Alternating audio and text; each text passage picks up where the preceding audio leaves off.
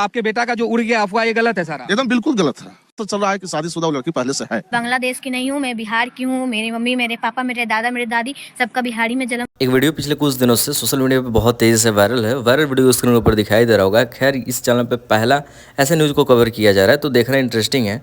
देखो, लड़के ने शादी कर लिया ऑर्केस्ट्रा की लड़की से। इसके बाद तमाम तरीके का विवाद, मतलब 4-5 दिन पहले से वीडियो वायरल हुआ। अब तक पूरी तरीके से विवाद में मैटर फंसा हुआ है। लड़की कई बार लाइव आ चुकी है, लोगों से मदद मांग चुकी है, क्योंकि जो लड़के के पापा है उनका कहना है कि नहीं देखो, ये शादी झूठ हुआ था, हम उसको बहू नहीं मानते। ये सारी चीज़ें चल रही है सोशल मीडिया पे। फाइनली ये बात है कि लड़के के परिवार की तरफ से लड़की को एक्सेप्ट नहीं किया जा रहा है, और इस मैटर में कूद चुके हैं मनीष कश्यप। मनीष कश्यप ने भी आकर लड़की के खिलाफ बहुत कुछ बोल दिया। खैर, लड़की भी लाइव आई थी, मनीष कश्यप को खूब अच्छे से बोली कि एक बार जेल गए थे, समझ नहीं आया था।